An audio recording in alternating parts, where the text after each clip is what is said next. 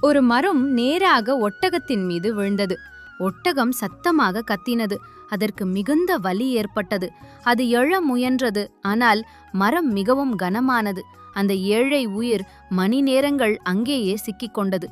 சிறிது நேரத்திற்கு பிறகு மழை நின்றது. அதே வழியாக மிண்டு என்ற ஒரு சிறிய யானை சென்று கொண்டிருந்தது.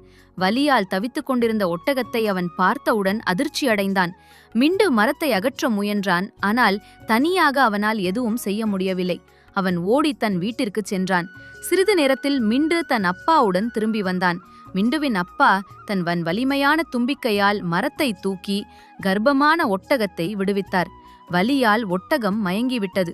மிண்டு மற்றும் அவரது அப்பா அதை தங்கள் வீட்டிற்கு கொண்டு வந்து பராமரித்தனர். அடுத்த நாள் ஒட்டகத்திற்கு நினைவு வந்தது. அது நன்றியுடன் கூறியது, "நீங்கள் இருவரும் மிகவும் நன்றி." பல நாட்கள் மிண்டு மற்றும் அவரது அப்பா அதை கவனித்தனர். ஒரு வைத்தியரை அழைத்து முழுமையான சிகிச்சை அளித்தனர். சில நாட்களுக்கு பிறகு அந்த காட்டில் மகிழ்ச்சியின் ஒலி எழுந்தது. ஒட்டகம் ஒரு குட்டி ஒட்டகத்தை பெற்றது. ஒட்டகத்தின் கண்கள் மகிழ்ச்சியாலும் கண்ணீராலும் நிறைந்தன. மிண்டுவின் அப்பா கூறினார், "இப்போது நீயும் உன் குட்டியும் பாதுகாப்பாக இருங்கள். ஒருவரை ஒருவர் கவனித்துக் கொள்ளுங்கள்." ஒட்டகம் மிண்டுவுக்கும் அவன் அப்பாவுக்கும் மனதார ஆசீர்வாதம் அளித்தது.